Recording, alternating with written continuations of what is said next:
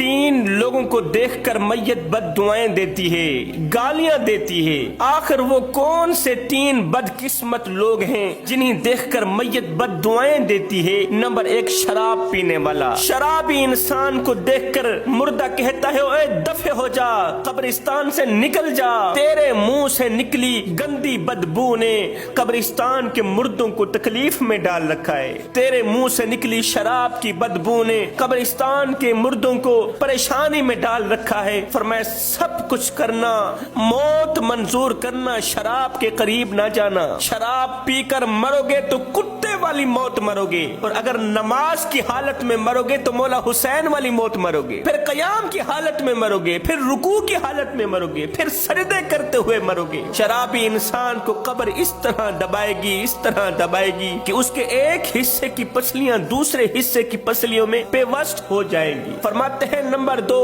جس شخص نے مردے کو زندگی میں دکھ دیوں، جس شخص نے مردے کو زندگی میں درد دیوں، ایسے شخص کو دیکھ کر مردہ کہتا ہے اب آ گیا میرا منہ دیکھنے، میری زندگی میں تو نے میری عزت والی پگڑی خاک میں ملائی، میرا جینا حرام کیا، میرے بچوں کا جینا حرام کیا، تو نے جب بھی عزت پامال کی میں غریب کی عزت پامال کی، جب بھی جھگی کو آگ لگئی میں غریب کی جھگی کو آگ لگئی، اب جب میں مر گیا ہوں اب آ گیا میرا منہ دیکھنے، اب آ گیا مجھے کفن پہنانے، اب آ گیا خوشبو لگانے، اب آ گیا مجھے لٹھے کا سوٹ پہنانے۔ اور نادان، جب میں زندہ تھا تو میری زندہ لاش ڈھانپنے کے لیے تو تیرے پاس کپڑا نہیں تھا، اب مردہ لاش ڈھانپنے کے لیے یہ لٹھے کا سوٹ کہاں سے آ گیا؟ اب کیوں آ گیا میرا منہ دیکھنے؟ او مجھے رلانے والے، او میرا جینا حرام کر دینے والے، او میرے سکون چین و قرار کے دشمن، اب کیوں آ گیا مجھے لٹھے کا سوٹ پہنانے؟